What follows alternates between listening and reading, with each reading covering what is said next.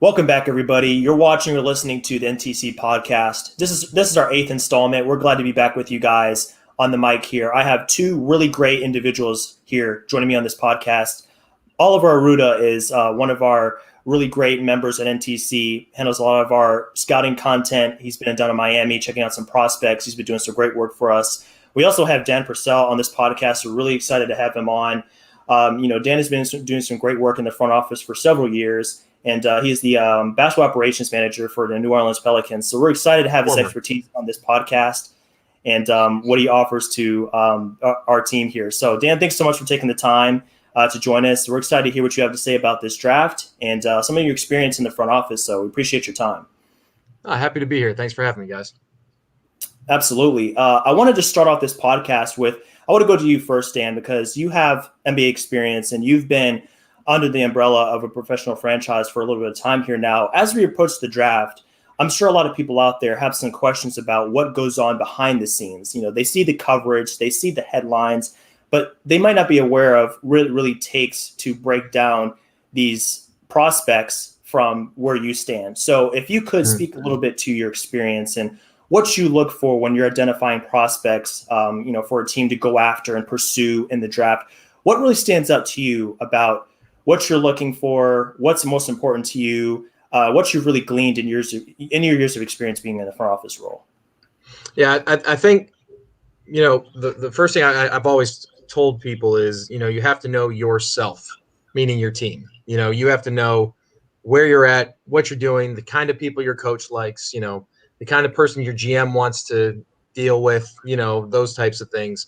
I think once you understand where you're at as a team, then you can start building your I guess, draft manifest, in general, though, I'm always into guys that have great energy.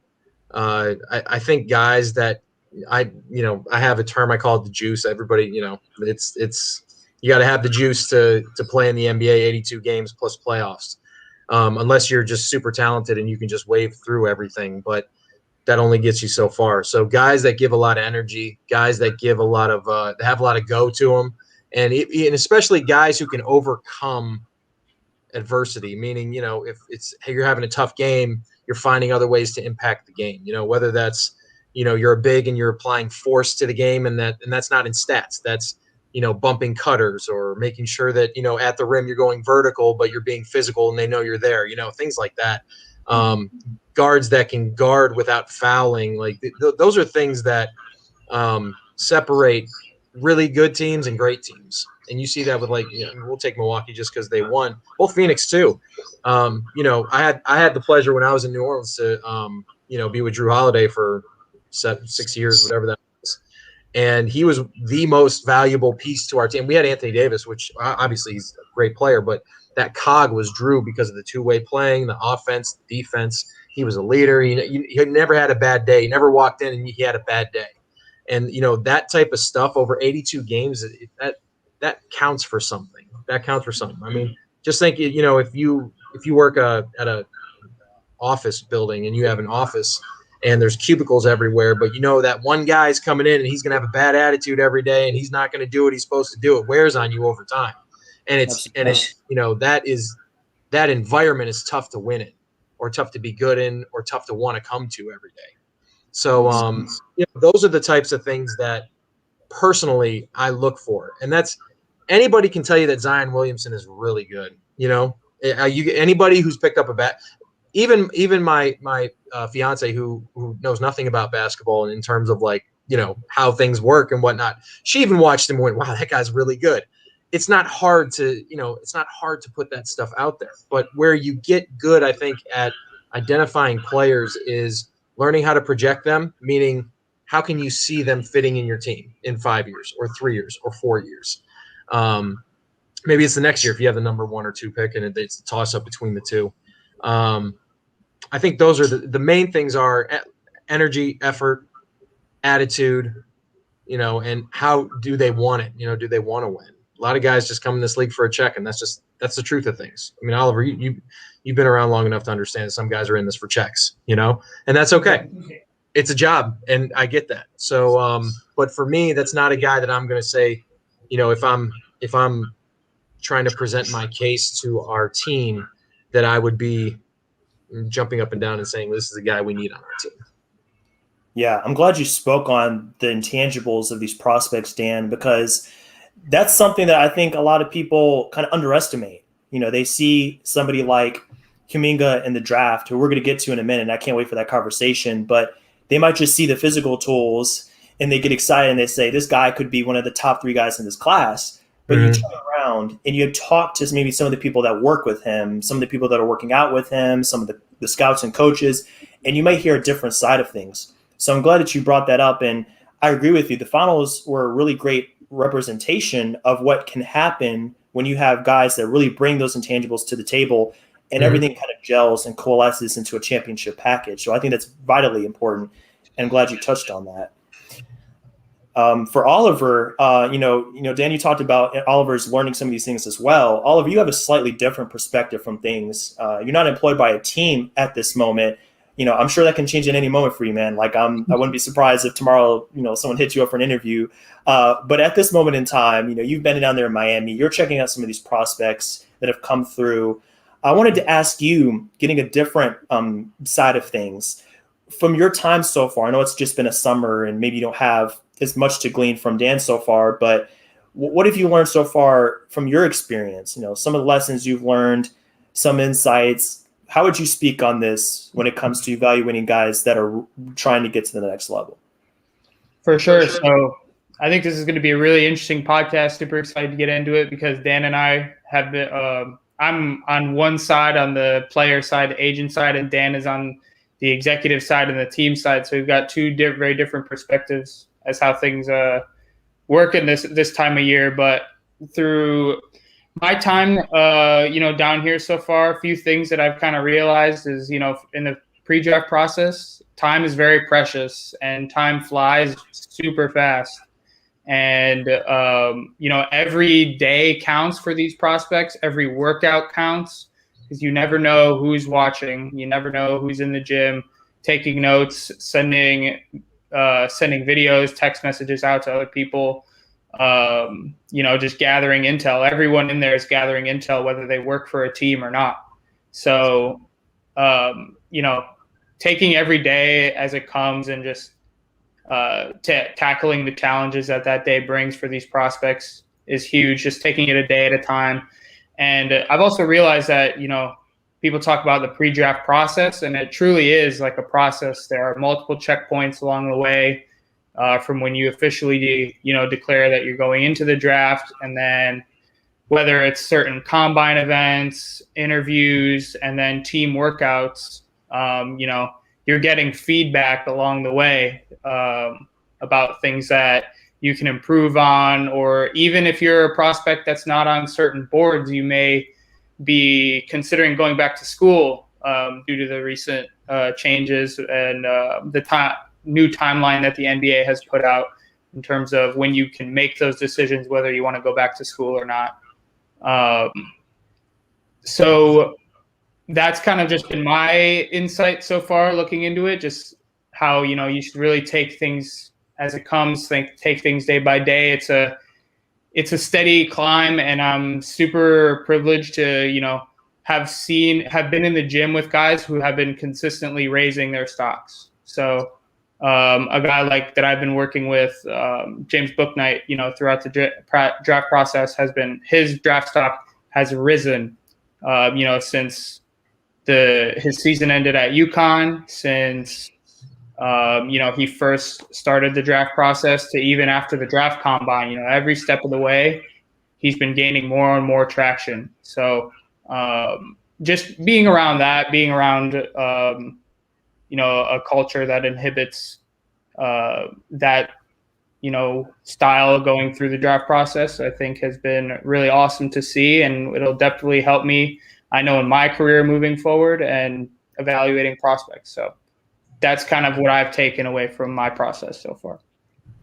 That's great, Oliver. I love that information. And I love that you guys have provided two different kind of sides of the same coin, so to speak. These are some of the same players you're evaluating, but it's two different sides of things.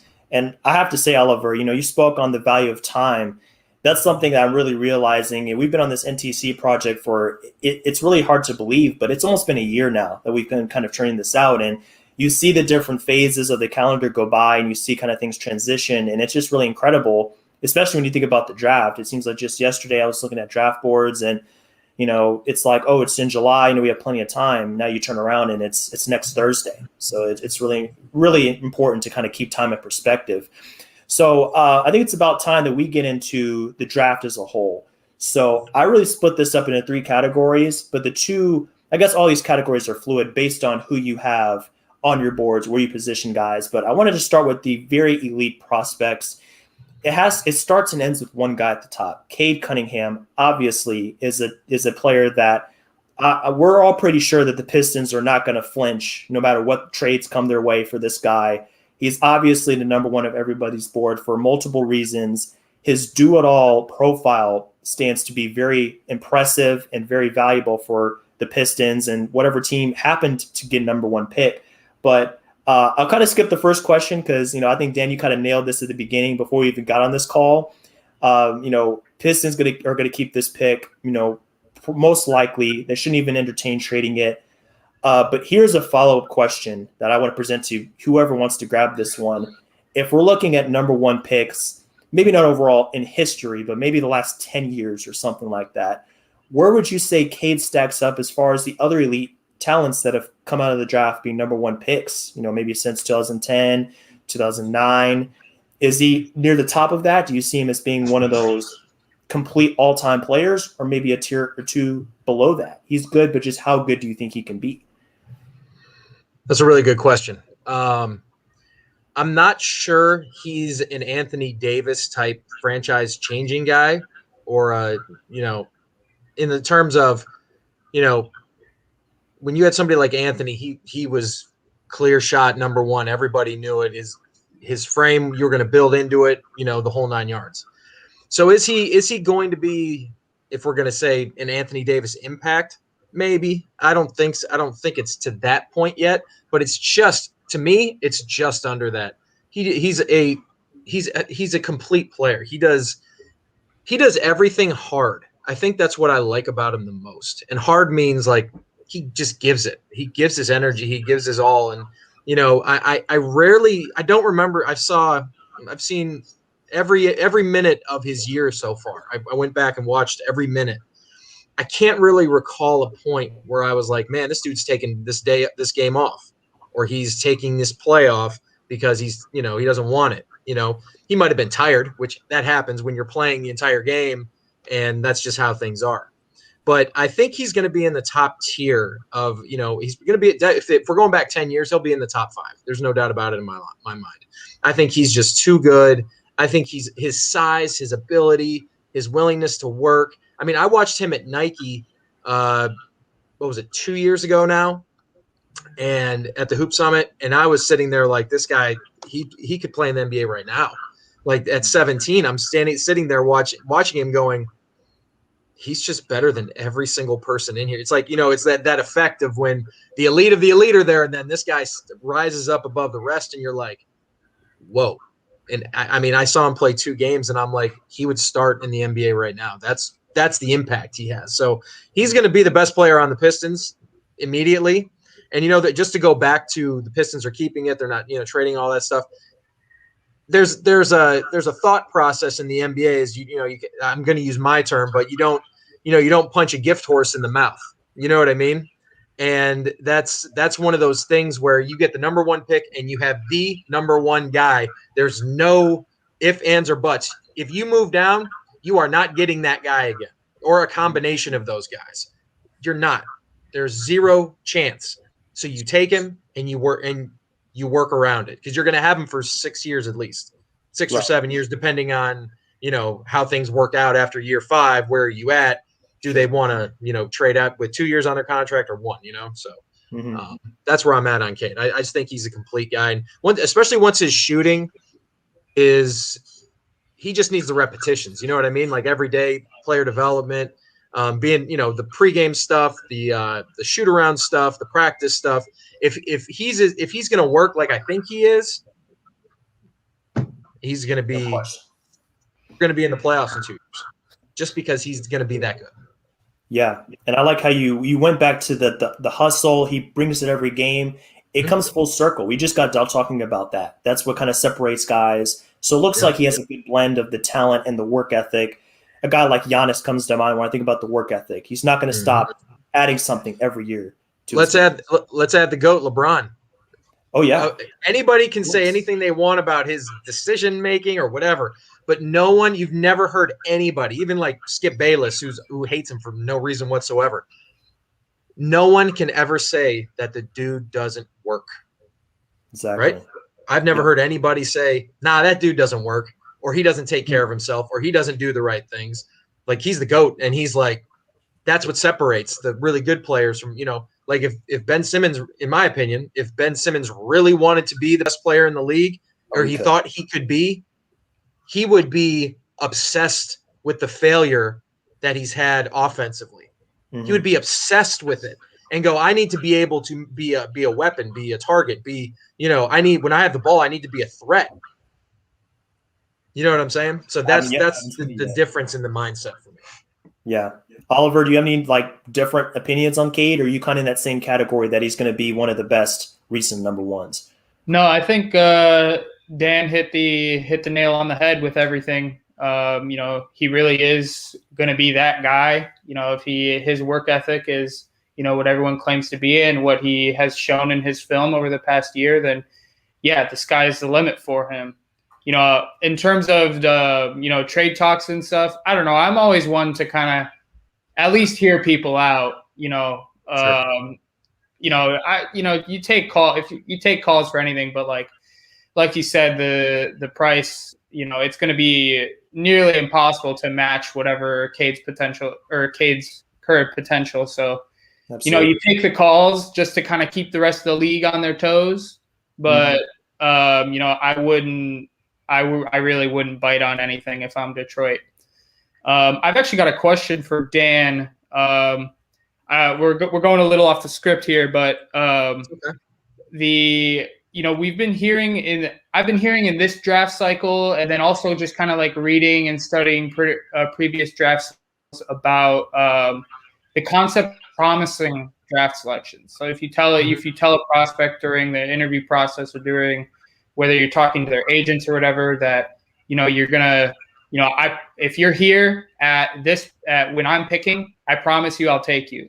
And I was curious. I've been wrestling with this concept for like a while now, and I've just I've been asking people why teams do that, and I'm getting answers, but I'm curious.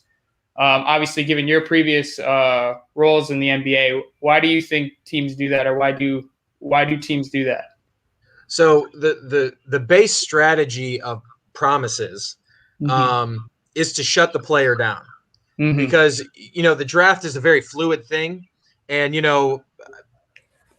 people get caught up in stock, and this guy's stock is rising and falling, and this guy's here, and then tomorrow he had a good workout in Indiana, and now it's out there that he had a great workout. I'm making things up, but yeah. The thought process behind it is you want to shut the guy down. That meaning that no more workouts, no more nothing.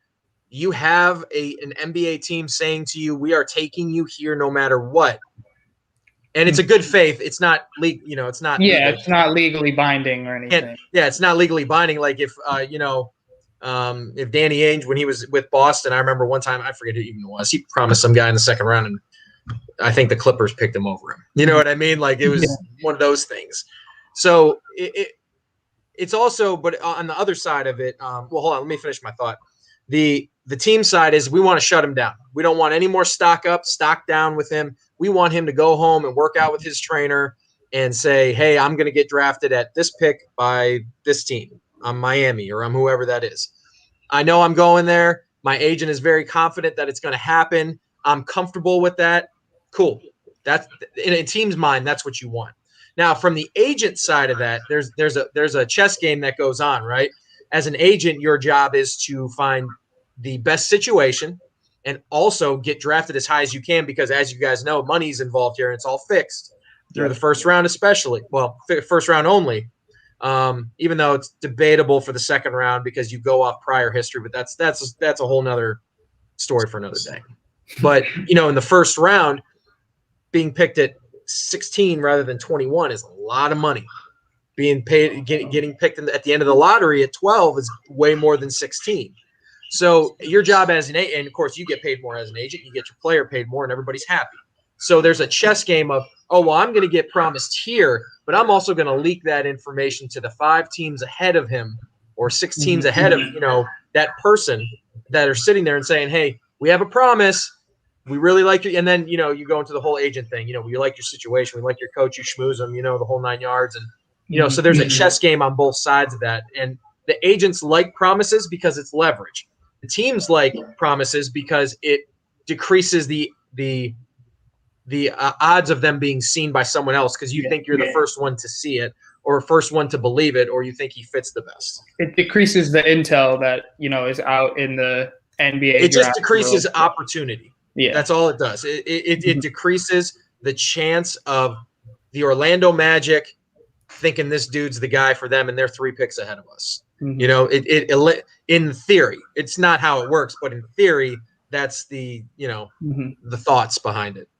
Now, on the opposite end of this scenario you just presented, what if you're a team and you give a prospect a promise, but then things hit the fan in the draft, and a guy that you had way higher on your board slides to you. Well, now you're balancing a relationship with an agency, or taking an objectively worse prospect in your opinion. That right there, those nuances that you're talking about right there, that's what separates good teams and bad teams. A good team that has a good sense of itself and a good process and a good support team behind the executive VP or the president or whatever his title is. You have a team behind him who's already, kind of already touching. And this is, remember, these promises just don't happen out of the blue most of the time. They do happen out of the blue, but most of the time it's, hey, we've been watching this guy all year. Our scouts have been on him. Our director of basketball or our director of scouting is high on him. Our assistant general manager likes him. Our general manager likes him. And our boss, whoever that boss, VP, president, whatever that is, really likes him too. That's when you have to understand the knowledge and the vernacular of the NBA and say, we like you here. We promise that we'll take you if you're available here, if A, B, C doesn't happen. If there's a guy in the top 10 that we feel should be a top 10 pick or he's up on our board, we're going to take him over him if he falls to us at this. The odds, but that's also a good draft team because you already know the odds of him falling to you. Does that make sense? So the good teams, I use like San Antonio. They're just like, I know some people might be upset in the last few years, but hey, who else gets 2 starters who are going to be starters for years in the NBA at end of the lottery and end of the first round? You know what I mean? They're still doing really good. For sure. But they have a really good process. They have really good people that understand their role and they understand the process, and they make sure that Pop understands what exactly is going on. Now, Pop isn't calling the guys in the agents going, I promise you, but he's the one who signs off on it. So as long as he understands everything that's going on, then you can start doing those things. You know what I mean? So I just think a good team is important if that's going to happen, and your vernacular has to be perfect. If our guy is not here at 15 and you are, we're taking you. So you got to be covering your bases. But that makes sense. That's a great explanation. I'm glad you asked that question also, because I think it's a popular question, and it's something that we need to ask because we want to know kind of like the way these people are thinking when they're trying to make these selections. So I mean, a team that I really think is going to be challenged when it comes to the decision-making process is going to be the Houston Rockets. They're the next team on our list. So for 1 second, you guys are getting some feedback on your end. Is that what I'm kind of hearing? Yeah. let's make sure we get this fixed before we continue. Oliver, is I'm it not like getting when it I from you. I'm not getting it from Oliver. That was just me. I think so. Oliver, can you hear me okay? Yeah, I got you. Yeah. Let me switch this up. How is this still there? Sounds better. Yeah, that's much better. Yep. Okay. It's my mic. It happens every time. I don't know why. It's only the NTC podcast, but it wants to be finicky when it comes to this one. So apologies for that. But the next team is really going to have a challenge when it comes to what they're going to do. It's going to be a lot less straightforward than Detroit. It's going to be the Rockets. I think most people would say that they're kind of in between Mobley and Green for who they're going to select at 2. And what makes it even more complicated for them is they have teams behind them that want to move up to their position. So I'm sure Orlando is knocking on their door. Cleveland's knocking on their door. Toronto, they're trying to kind of grab that pick. And I'm sure they're going to give them some very enticing trade packages. So it's really going to challenge how Houston evaluates or how highly they think of somebody like Mobley or Green compared to who they can get a little bit later on in that range from 4 to 5 to 6. So when it comes to Mobley specifically, I mean, the question is Houston a good fit for him, or could he really be dominant at a team later on in the lottery? And then what is his ceiling? I think those are two of the big questions when it comes to Mobley can be. I mean, honestly, I feel his ceiling is extremely high, and I think it can warrant a number 2 selection.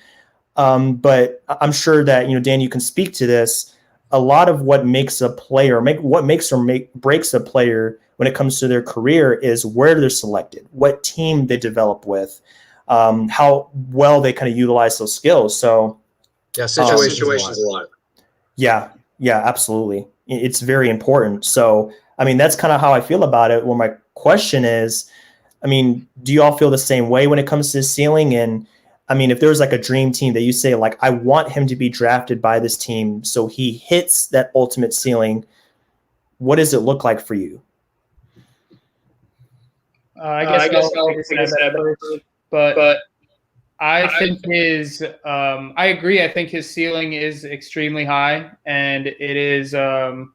I don't think there's necessarily like a best fit for him. I think with his skill set, any team would love to have an incredibly versatile big, a guy who can switch well, very mobile. Even it says a lot that Cleveland is rumored to be really interested in him, despite having Jared Allen in the mix. I know he's a restricted free agent, but I'm hearing that Cleveland's really interested in bringing him back, and they're going to try and make things happen. But the fact that they're still considering Mobley and they still would like him as a fit there, I think it may not be as much about situation for him. I think his skill set's incredibly valuable in today's NBA, and I'm fairly confident he'll figure it out wherever he goes. How do you feel about that, Dan? Are you kind of in the same boat, or do you think there's a preferred destination when it comes to him getting selected next week? Well, I think let's go back to Houston, right? Because they're the ones that are on the clock at this point. In my opinion, number 1's done. Houston has the hardest pick right now. Agreed. You have to think that they're almost picking number 1 in the sense that we already know who number 1 is, and the draft doesn't really start until number 2. Mm-hmm. So if you look at Houston's roster, it's a mess. Right? It's a mess. It's just, and it's hard. Like, it's one of those things. It's hard to lose your best player, lose your 2 best players if you count Chris.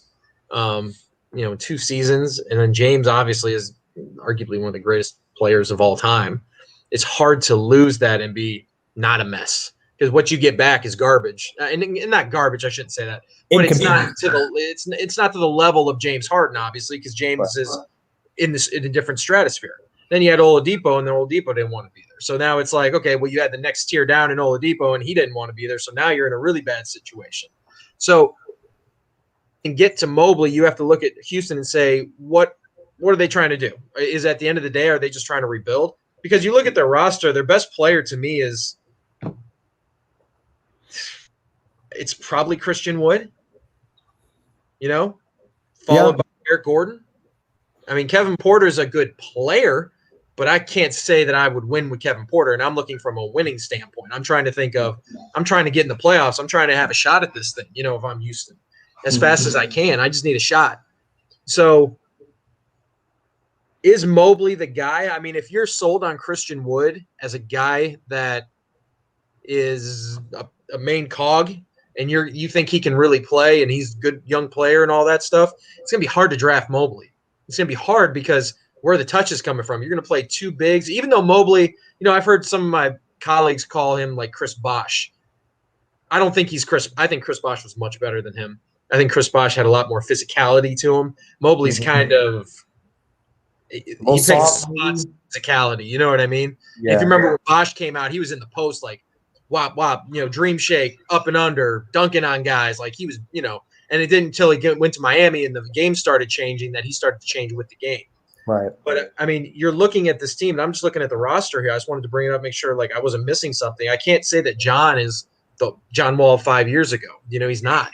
If it was 5 years ago, I would say John is the best player, and you take Mobley and you run with it. I can try John Wall and Mobley with John Wall 5 years ago, but I can't do it now. Mm-hmm. I mean, other than that, I mean, you're looking at Eric Gordon, who probably should get traded this offseason because at the end of the day, he's eating up your cap space and he's eating minutes for younger guys, right? So to me, if we're talking just Houston and not so much Mobley, I think you have to make a decision between Suggs and Green. I think you have to make a decision. I would choose Green personally. I think Green is a monster. This dude can play. Like I think in Houston's case, it's a better fit if they're going to keep the pick. But if if you're going to put it out there, you're taking Mobley and you think Cleveland, it's a politic game now. It's, how are we going to play the politics here? How are we going to kind of move things back and forth? But if Cleveland's on the horn with you saying, hey, we're interested in two, and they want Mobley, well, then you say to everybody and everybody everywhere, I'm taking Mobley. He's our guy. That's our guy. That's our guy. That's our guy. From a team standpoint, that's our guy. But in the back of your mind, hey, I really want Suggs or I want Green. I'm going to try to get as much out of Cleveland as I can because they think I'm taking Mobley. Right. From a team standpoint, from my perspective, I don't think Mobley's a number 2 pick. I don't think he's a good fit with Houston with what they're trying to do. I'm not saying he's not going to be a really good player. I'm just saying fit-wise, they need a wing scorer. They need a guy who's athletic. They need a guy who can do it all. And, to me, Jalen Green's that guy. And I think Houston, if they're going to keep the pick, you take Green, you keep Christian Wood, trade Eric Gordon, you're moving on. You know what I mean? And you have John Wall still. So it's not and it's not elite John Wall, but it's still John Wall. The dude can play, So that's where I'm kind of at in Houston. But Mobley himself, I like his skill set. I like his length. He's got some good athleticism to him. Where I struggle with him is the physicality. There's a lot of times, and physicality, I don't mean pushing and banging. That's not what I'm talking about. What I'm talking about is when you set a screen, you do it with force. You know what I mean? When you're setting ball screens or you're setting, pin downs or you're running floppy, you have to screen with force as a big in this league because you got defenders who are trying to fly by you and they're strong and you need to have a little force when you do that. As a big, you're going to have to set a screen. Even Channing Frye set screens. You know what I mean? So you have to have force when you're a big. And where I struggle with him is if you're going to be the number 2 pick, I need a little bit of force, man. I need a little bit of physicality. And can he do that? I think so. I don't think it's in him. But I also worry about his frame a little bit. He's a little bit like when Kevin Garnett came out, he was strong already. He was skinny strong. You know what I mean? He was not NBA strong, but for a 17, 18-year-old kid, he was skinny, but he had a lot of force to him. You know what I mean? He would come and bring as much as he could, and then he got stronger, of course, as his body grew out. Chris Bosh had a lot of force to him as well, and that's why I'm worried about these big comparisons to Bosh and, possible Garnett or lesser Garnett and all this stuff. I don't see that.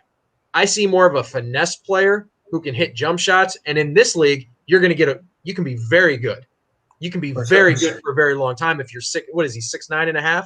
somewhere around there. Mhm. I think he can be really good, but if he never learns to play with force, like that's part of, for example, like DeAndre Ayton was the number 1 pick, right? That was my big thing with him going in was where's the force coming from? Like Zion Williamson plays with force, you know what I mean? And it's not just electric dunks and all that stuff. It's I'm screening hard, I'm running hard, I'm defending hard, I'm rebounding hard, I'm boxing out hard. You know what I mean? There's a force to his game, and that's what makes him different than everyone else. And that's where I struggle with Mobley over an 82-game season. Am I going to see the force that you need to be a big? Like Ayton had a problem in the finals. Giannis brought force to him constantly. Constantly, Giannis was force, and not forcing decisions. He was just using strength, and he was using his body weight to get to his spots on the floor. So that's where I struggle with Mobley. I see a lot of passiveness in his game that way. So is he number 2? In my mind, he's not. Those are valid concerns. I've seen a lot. Do you think he could be better suited as a 4 in today's NBA? He's absolutely Well, I don't look at 4s and 5s anymore. I just look at you're either a wing or you're a big. I just use the word big because you can play everything, right? Mm-hmm. Like Kem Birch is a big, but he's 6'7", 6'8", you know what I mean? Mm-hmm. So you're either a big or you're a wing to me these days, because the wings Devin Booker can do everything. You know what I mean? He can. If you need him to play point, he'll play point. You need him to initiate an offense, he'll do it. You need him to fly off screens, he'll do that. Like he's a wing. He's just what he does. I think point guards are a breed that are dying out, unfortunately. You don't have a lot of true point guards anymore. You have a lot of guys. You have multiple guards on the floor who handle the ball and initiate offenses. And combo guard, something like that. Combo. I don't know. I don't like the vernacular. I don't like that name, combo. Like, what is your combination?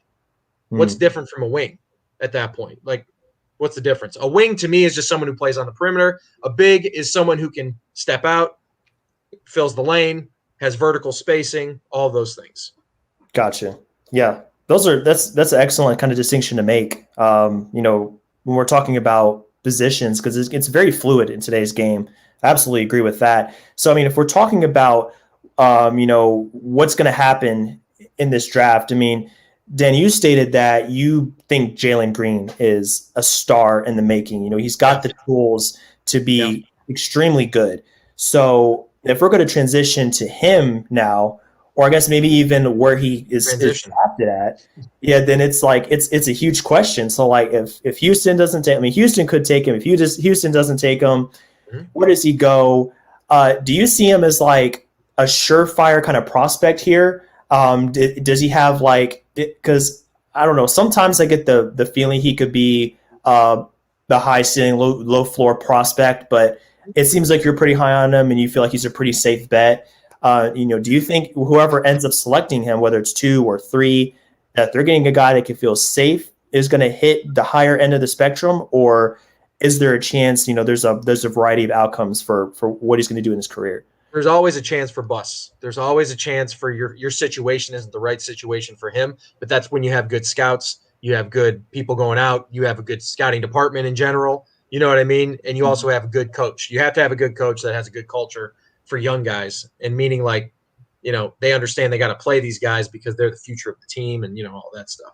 I don't know. The only surefire, and I don't really believe in surefires, but if there's a guy that I am totally confident in, it's Cade Cunningham. These other guys, they can all be future all-stars. I think out of the group, I think Jalen Green is the all-star. If you had to say only one of these guys out of we'll say, Kuminga, Mobley, and Green, just for argument's sake, only one of them is going to be an all-star. Which one is it? To me, he would be the all-star. I just think he does so many things. I love his length. He plays really hard. He's got great athleticism. His shot's a little funky looking, but it goes in. Like it goes in enough to where you're like, you have to respect it. Still needs to get a little better in pick and rolls. Like he doesn't go force at the screen. Like I use the word force a lot too. I think the best basketball players use force to get to their spots, and not being. A lot of people would think I'm forcing a pass or I'm forcing a shot. That's not what I'm talking about. I'm talking about using their body to get to their spots on the floor or the places that their coaches are asking them to get to. So I think if there's another player in this draft who I would feel super confident in drafting, it'd be Jalen Green. I'm not saying he's going to be a Hall of Famer or anything, but what I am saying is if I had to pick between those three guys and I'm Cleveland, depending on what I do with Sexton, by the way, that's another thing too. I just drafted Sexton at 8, 3 years ago? That's a bit. That's why I'm saying you have to know yourself as your team. If you're moving on from Sexton and you're going with Garland, go ahead and take Jalen Green. You're cool. But if you're going to keep or you can't find anybody for Sexton, then you need to go Mobley because you have no interior presence. Jared Allen's okay. He's okay. He's a backup center, though. That's who he is at the end of the day. He's a backup center, and in my opinion. And if I think Mobley's going to be a better big, I can play them together.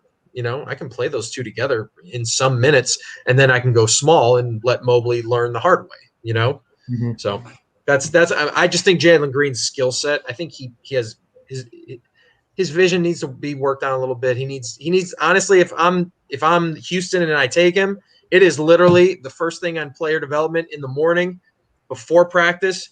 50 pick and rolls. Just we're going to 25 from the right, 25 from the left.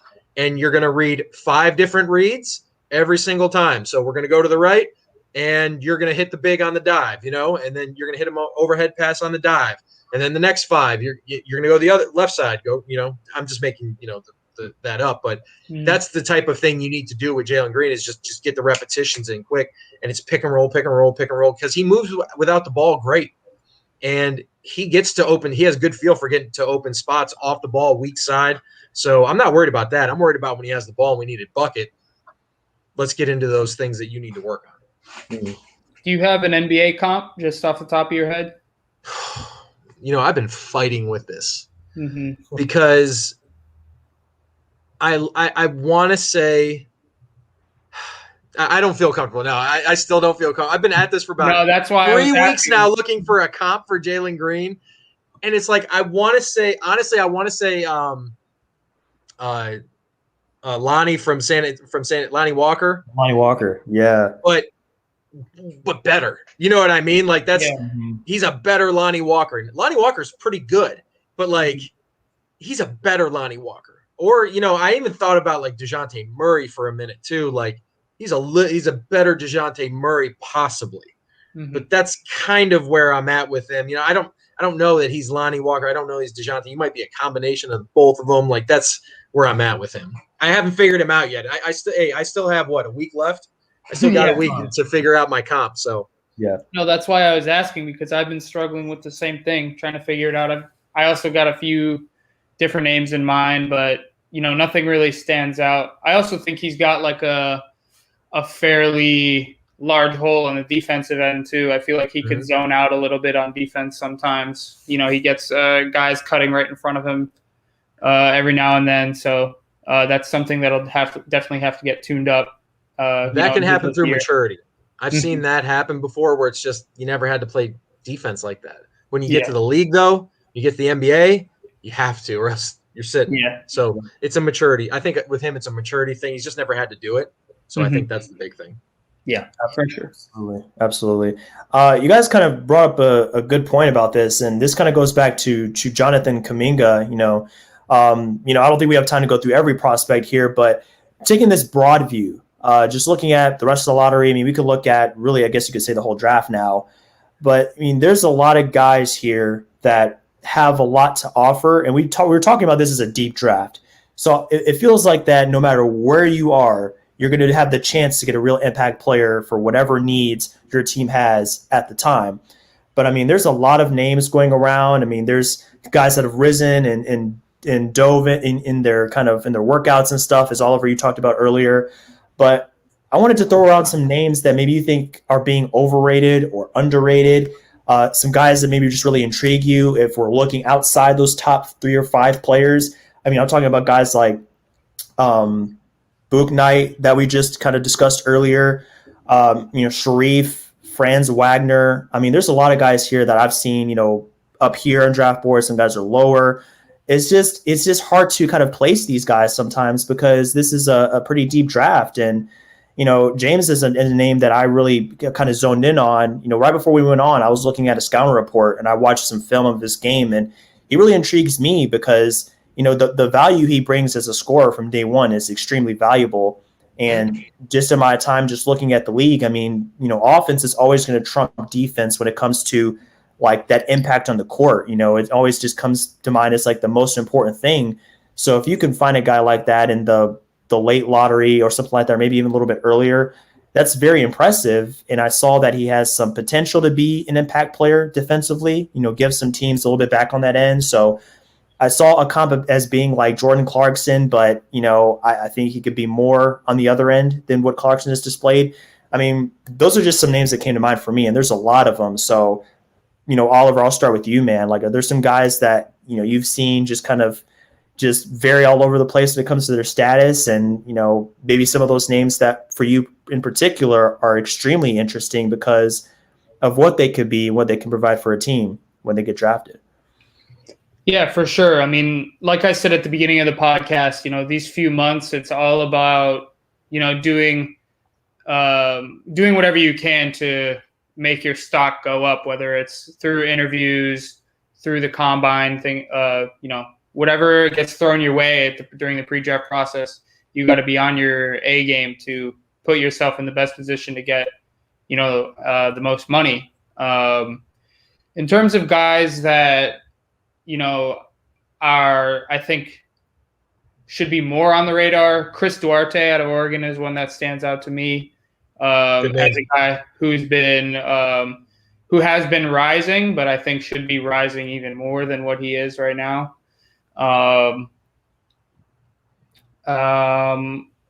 Franz Wagner, I think, will be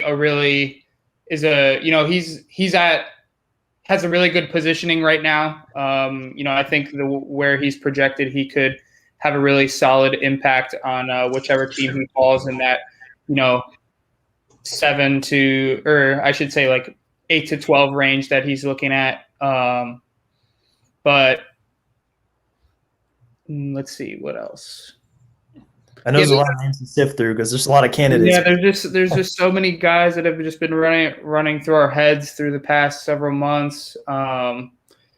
But yeah, I'll let Dan take the rest of it, see what he's come up with. So just to go on Kuminga real quick, I'm not sold on Kuminga. I just want to make sure we set that. I put that out there. I'm worried about his vision. I'm worried about his selfishness. Yeah, he puts up a lot of stuff that I don't know why he even put it up. Maybe he just thought he was trying to work on stuff. That's okay. I'm not sure. I don't have that intel right now. But I'm not a huge fan of Kuminga. I actually think he's a candidate to fall. I don't think he's going to go 4. I think you're going to see someone like Scotty Barnes from Florida State, who I didn't like at the beginning of the year, and he's grown on me like nonstop after watching him. I think he's really good. More names that I like: Davion Mitchell, Jared Butler from Baylor. Honestly, Davion Mitchell to me is a little smaller Drew Holiday. Plays both ways, guards guys nonstop, brings energy every night. He wants it every night. Butler, natural leader. Butler's like, Jared's more or less like a guy that, after he passed his health and everything's cleared there, which is good. But the guy's a knockdown shooter. He's been a knockdown shooter since the 4th grade. He was shooting NBA threes in the 4th grade. Like, he's not as athletic as Davion. Probably is going to struggle a little more on defense, but offensively, he's great in pick and rolls. He gets he's going to have to work on his floater, but he's a great mid-first round, late lottery guy. I think he might sneak up on a lot of people. And Mitchell as well. I think Mitchell. I had Mitchell going to the Pelicans at 10 because I thought that he was a great fit for what they needed. They need a two-way guy. Drew was great with Zion. I don't know if you guys saw their on-offs together and whatnot, and they actually played really well together when they played. I mean, Zion didn't play that a ton, but when they played really good together. And I think with Ingram, and I think with the kid from Alabama that they drafted. And then Nickeil Alexander-Walker, they already have size and speed. they need that guard who can hit threes, defend that other best team's wing. Well, he's not going to guard Durant, but you know what I mean, within his size catch. I think he's a really good choice. I think Book Knight would also be good at the Pelicans at 10. I think guys that are going to fall are Wagner. I don't see the upside potential on Wagner. I'm not trying to I like Mo Wagner. I like his brother, but I don't like him that much. He's a fringe NBA player, great kid, but fringe from a impact standpoint. I don't see his brother. I don't see the upside. I mean, he's going to be a good role player. Like Frank Kaminsky was a lottery pick too, wasn't he? And like, what is he? He's a role playing big. That's what I see out of him. I really like. I think a big sleeper for me is the kid out of Arkansas, Moses Moody. I like Moody. I think he's got to work. He's got to a situation that needs to get repetition and he probably have to go to the G League just for 15 games to get his legs under him. You know what I mean? Mm-hmm. Second round guys. I like Trey Mann too, by the way. I like Trey Mann. I'm a fan. He's not great, but I like his game. Like Charles Bassey in the second round. I like Marcus Garrett. I just like Marcus Garrett because I think he just has really good, just really good basketball instincts about him. He does some silly stuff and he makes mistakes on the court. I don't know why he does that, but I like him as a second round guy. You know what I mean? Not just to sit on the top 5, guys. I'm trying to like everybody think a little, deeper. But I was gonna say the kid from Oregon. I thought that's a great name. Duarte. I thought that was a great name, Oliver. I'm a big fan of his too. I like his game. But yeah, I mean, for me, and also last one is Kispert. I don't like Kispert. I think anybody that takes him higher than 22 is going to be really, really disappointed. He can shoot the ball and he's got good size, but he kind of reminds me of the kid from Wisconsin that was with Kaminsky. Sam Decker. He kind of reminds me of Decker a little bit in the sense that there's not an impact on the game. Good player, solid guy. He's the guy you want on your team because he's not going to mess up and he's going to do everything right, but he doesn't have the impact that other guys could. And I don't think Kispert gives you that. Big fan of Suggs though. I love Suggs. That dude is a competitor. I love Suggs. I actually don't think Houston could go wrong if they picked either of the Jalen's. I really don't. Mm-hmm. Yeah, I'm with you on that Corey Kispert take. I think he's pretty one-dimensional, and teams will figure him out quickly if he ever gets going in a game. So, definitely he can, find a niche, find a role in the league. But when you're picking in the lottery, like you're looking for, like you said, an impact player, and I think he's got a very defined role, and he should probably be considered within the draft where that role should be. So another 2 names that stand out to me, I actually watched them both in the same workout. One player that I like that's not really getting talked about much at all is Sandro Mamushvili out of Seton Hall. I like him. I can't believe you pronounced the name. That's what I was impressed by. That was very good. Yeah, I mean, I've seen it on paper a few times. Ran it through my head a little bit before bringing it up. So got those reps. Very well done. I just think he's a really interesting prospect who, being positioned in the second round could, definitely has some upside relative to, what his current buzz is. And he's like a physical player who can also stretch the floor, shoot it. I like what he's got going for him. And then a guy who I'm down on that I think some people are a little high on is Ayo Dosunmu out of Illinois. I just didn't really like what I saw out of him shooting the ball. Obviously, I think he was primary ball handler, had high usage rates and everything while he was in college, and I just don't think his play style will translate to the league very well in terms of getting to his spots and being able to knock down those shots that he was used to hitting in college. I just don't think it'll translate. So That's his lack of athleticism hurts him. Mm-hmm. He has a quick first step, but his overall athleticism. I mean, you got to remember that. I think people if they've never been in a draft room or they've never been a part of a draft process of whether it's on the player side or the team side or the agent, whatever that is, if you've never been on that, there's something to be said about like understanding who these guys are going against every night. Like you have to go against Drew Holiday 2 to 4 times a year. Yeah. Like seriously, you have to go against Russell Westbrook 2 to 4 times a year. You have to go against Steph Curry 2 to 4 times a year. If you're going to play in the NBA, this is just a reality, right? Like it's a reality of life.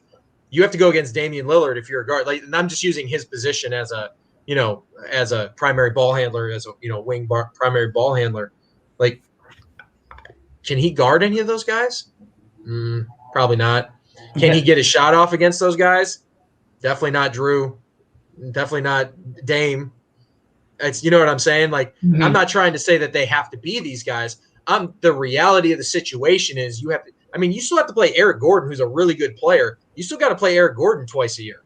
I'm just thinking about him from the Houston, roster. Like you got to play these guys, and you still got to play LeBron. Like you're going to get switched on LeBron. Everybody switches. You're going to get switched, and LeBron's going to choose you. How you going to handle it? I'm not saying you're going to win that battle. I'm just saying, can you make it hard? Can you make it, can you at least make it hard? And when he shoots it, you pray to God he misses it. Like, cool, I can handle that. But you made it try to do something. You know what I'm saying? So just wanted to make that point of like, that's why I think of Davion Mitchell. I'm like, yeah, Davion can guard. Like no one stops Steph, but he'll make it hard. You know what I mean? He'll make his life hard. He'll make Dame's life hard because he's strong and Dame won't be able to big boy him. You know what I mean? But he's fast enough with his feet that Steph won't be able to separate as much as he would like to. I'm just using those as examples. You know what I mean? That's why, that's what sets these guards apart. We'll call them guards, wings, whatever you want to call them. But guys who guard the ball, that's what sets them apart in my book. Absolutely. There's a lot of different skills that these guys are going to have to nail down once they move on to the next level. I mean, and you just identified, Dan, a lot of the smaller things. So, of course it's like, you got to score the ball, you got to be able to make reads and things like that. But you're talking about switches, because like a lot of defenses in this league switch now, and you have to be prepared to be identified as a target, especially in playoff settings. That's something that's relevant. Absolutely. So that kind of makes me think of like what I want to talk about here is we kind of like transition to the finish line of this whole thing. But it's essentially, how are these guys going to perform compared to, I know it's kind of tough to compare draft classes because this draft class hasn't hit the league yet, but if we're thinking about how these guys might perform in the league next year with more court time, COVID knocked a lot of these 2020 guys out until, right before the season started in December last year. And I'm sure that's something that, some guys are still trying to kind of make up for lost time, especially guys that come into the league at, just turned 19, or, the younger prospects. I'm sure that's a very tough learning curve for them. Do we feel like that once these guys are going to get summer league, some guys might get, the Olympics or something like that to kind of get some more time under their belt before and after the draft. Could that impact how we see these guys perform in their first season? I mean, of course, for some prospects, it's not going to matter. Like LaMelo Ball, it doesn't matter if he has summer league or not. He's going to be a great player regardless. But for some players, I think it really makes a difference. So, if we're thinking about how the 2021 draft is going to do rookie season with this added court time, could it really make a difference when it comes to how many impact players we see? The rookies, I get it. There's still going to be more negatives than positives, but could there be, could that have an added benefit that we really see on the court, even in a small way for next season compared to this past season? Maybe Dan, if you want to. You want me to go first? Yeah. So that's a really long-winded question. Like there's a lot of things that go into that, Definitely. One thing you can never get back is time and opportunity within that time. You can't ever get that back. So we just have to move on because unfortunately that's how it is. But the draft as a whole, I think this draft's going to be deep in the sense that I think the first 18 picks, 19 picks you have a good shot if you have a good shot at finding a player. I'm not saying he's going to be LeBron. I'm not saying that. Other than Cade, like I'm not sure that there's going to be somebody like that, right? But I think if you're picking at 4, it's like picking at 2 this year.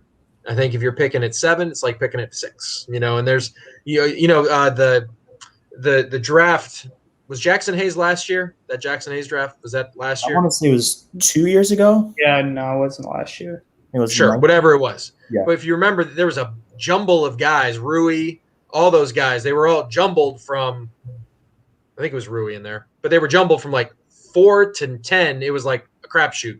You had no idea who you were going to take after that.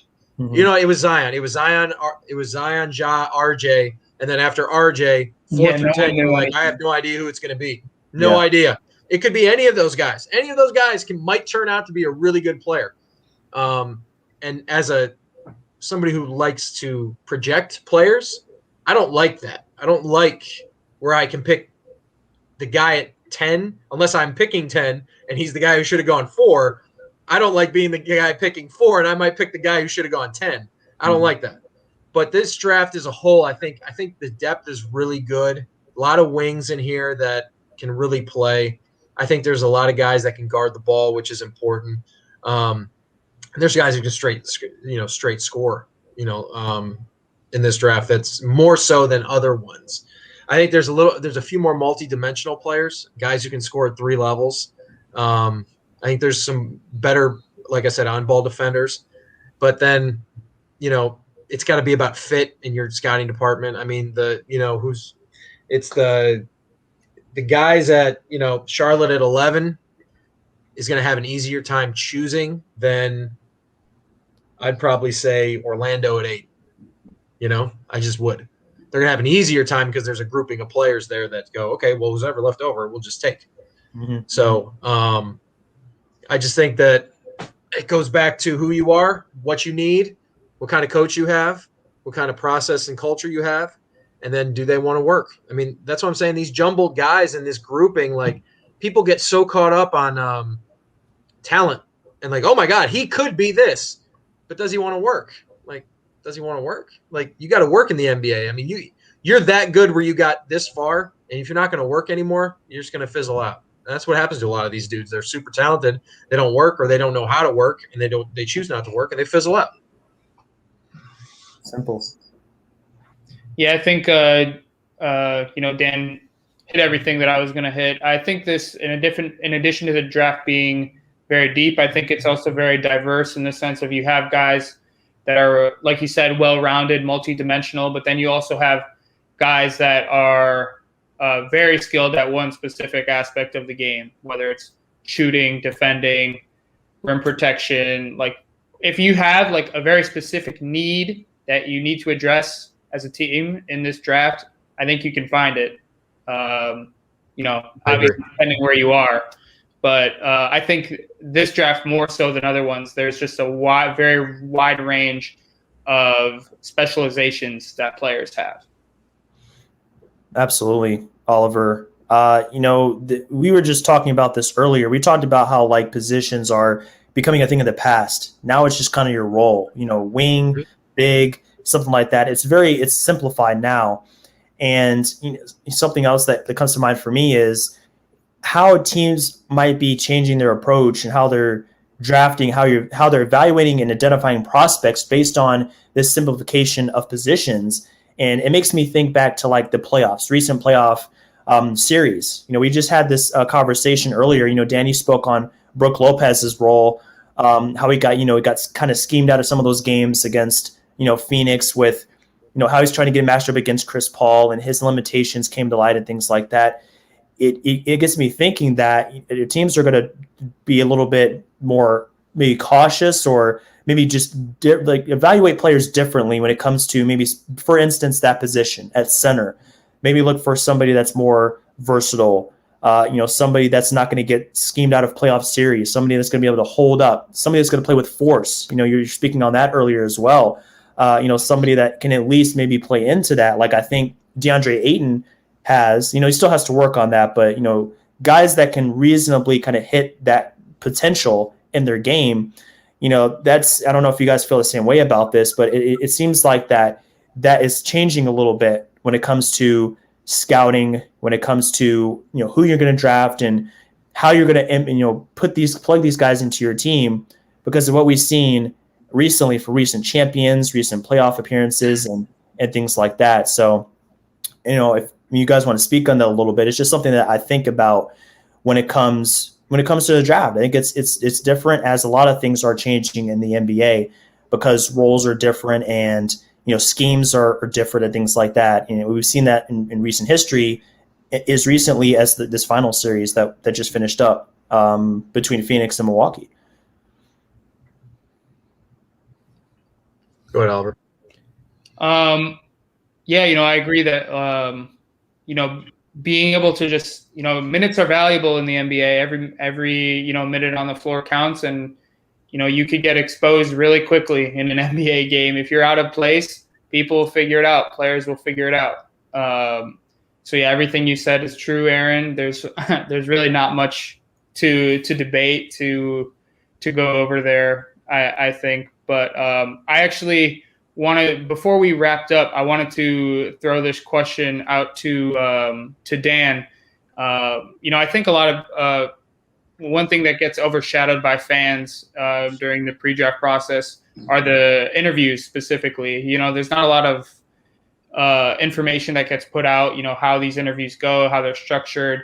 I was wondering if you could just quickly talk about, what are some interesting questions that you or some colleagues may have asked during a draft interview, maybe some funny ones. I heard that there are some things that get thrown out that throw these players off guard. Do you have any interesting stories to share about that?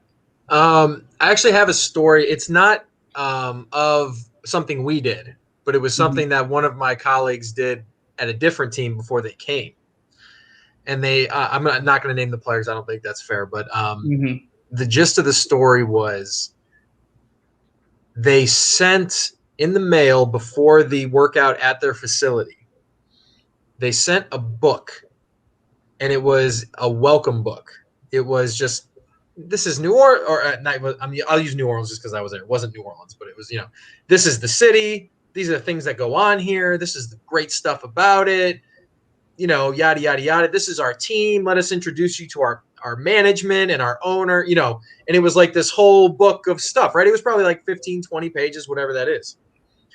And then there was also some like IQ test type stuff in there. Like, one of them was, can you identify this set? What would you do if this happened? It was just like scenarios, real easy, right? But there was at the end of the book, on the second to last page, they put a $100 bill, right? And they put the $100 bill in the book, and they sent the book to the guy, and they said, when you come, bring us the book back. Just we wanted to go over it with you. Bring it physically back to us, and tell us what you think. And so the guy brings it back, and the person who was doing it said, what'd you think about the book? What are some of the points that you really liked? He's like, oh man, I liked all of it. I thought it was all great. I thought everything in there was really cool. You guys sound great. Your owner sounds good. City sounds really cool. Oh, cool. All right. What was the best part? And it was a very bland answer. It was very, something you just Google about best places in the city and it pops up, right? So it was like the first thing. But then we're like, hey, he was like, hey, let's, you have the book? He's like, oh yeah, here you go. Took the book. Started getting into it a little more. He couldn't answer any of the questions that went into the book. So you're already kind of going off, right? But what happened at the end of it was the best part. After he left, they opened up to see what happened to the $100 bill, and it was still there. And it was still there. Yeah, I could have guessed that by the way the story was going. It was still there. Crazy. So it's he was either a really great dude and he went, but the thing was, one of the questions they asked was anything weird about the book? Not weird, but they said, very incognito. Was there anything off? Did anything, stand out to you or in the book or anything? No, it was all good. But that $100 bill was still there. at the end of the second page, and they knew that he was full of crap. I'm not going to say the player of the team, but they knew he was full of crap, and that was that. That's awesome. That is crazy. We didn't do that. That wasn't us. That was a story that's been passed down. It's super funny. Yeah. Now, if I'm ever in that situation, I'll be sure to slip a $100 bill at the end of a book. See what happens. Oh man, that's a great way to do it. I hear all the time about like questions these guys are asked, but that's really cool to get like a specific situation, like a scenario that a guy goes through. That's awesome.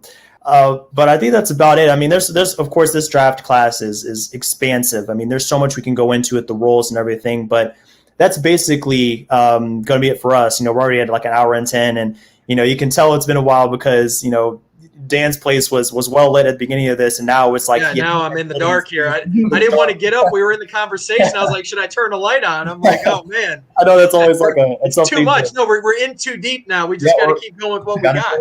Yep, exactly. But thanks guys for joining me on this podcast. Oliver, Dan, you guys are doing great work and your respective roles and evaluating prospects and things like that. And your expertise was very appreciated in this one. We have a couple of resources I wanted to kind of shout out here. There's a ticker that I put at the bottom of this broadcast here if you're watching this live. For No Trade Clause, we have a website here that's available for you guys. We have a variety of different resources you guys can access. So we have cap sheets for all 30 teams. We have a full list of all the draft picks that teams have. And we're going to be updating this as free agency comes up and things like that. So be sure to check out that website if you want to see what me, Oliver, Chanel, Ali, Anil, we're all working on right now to kind of bring you guys the best NBA content possible. And then Can I say something on that, Aaron, real quick? Absolutely. I don't mean to interrupt you.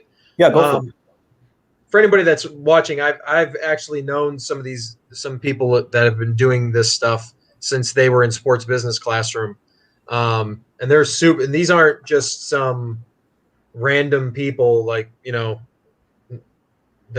not random people who don't know what they're talking about. Like Aaron and Oliver are just the tipping point of like the team on this, and there's some really, really smart people, and they care about getting things right. And it's not just about, hey, we're going to put content out and that's hopefully people look at it. It's actually usable. I've actually used it. I'm not going to lie. Looking up cap sheets for teams and understanding where they're at and how they're doing and some, different things that happen. It's actually really, really good. So I applaud you guys. I think you guys are doing a great thing. Thanks so much, Dan. That's kind of like our mission with this. And we love to hear that from somebody that's, using it and can really utilize that. So appreciate that. What'd you have, Oliver? Oh no, that's pretty much all I got. Thank you, Dan, for coming on and sharing. You were our first guest for the No Trade Clause podcast, yes. And I think you killed it. You did an awesome job providing insight, and hopefully we could get you back on some point down the road. I'm sure I've set the bar extremely high. Sure we'll get you back on to evaluate maybe a year from now how the 2021 draft class did. We'll do a redraft for the 21 class. Sounds good. I'll be ready. Every single one of your sound bites from this podcast. Great. Hey, I have no problem backing it up or saying I was wrong. I have no problem with that. And also I'll be just so you guys know, I'll be at a sports business classroom. I'm teaching some scout. I'll be teaching the scouting portion with Brian Pauga, who was with the Minnesota Timberwolves and the San Antonio Spurs for years. Extremely smart guy. And then Dave DeFore, obviously everybody knows Dave, who watches this and whatnot. But yeah, it'll be fun with Brian and I. Brian brings so much knowledge. The guy's done everything, and he's a Spurs guy, so he's always well prepared. He always comes with it, correctly, and you'll learn a lot from him. Oh, yeah. There's going to be so many people at Sports Business Classroom. Me and Oliver will be present there as well in Vegas. And be sure to check out the website, sportsbusinessclassroom.com, there at the bottom as well. It's how me and Oliver kind of got connected with this, how we got this opportunity. And they're going to have some really great resources if you guys want to get involved at Summer League for this year. So they're going to be back in person. So highly recommend checking that out if you guys are trying to get involved in basketball. Just want to get your foot in the door, meet some people. Can't recommend it enough. It's going to be a great time. So can't go ever wrong with going to something with Larry Kuhn. You cannot. Oh, the Cat Father. I mean, that's worth the price of admission on its own, man. So Honestly, you can't beat that. So yeah, thanks so much again, guys, for checking out this podcast. That's going to do it for us tonight. Hope you have a good one, and we'll be back here real soon on NTC to bring you guys some more NBA content and coverage with hopefully another special guest such as Dan Purcell. So thanks everybody, and we'll see you on the podcast soon. Take care.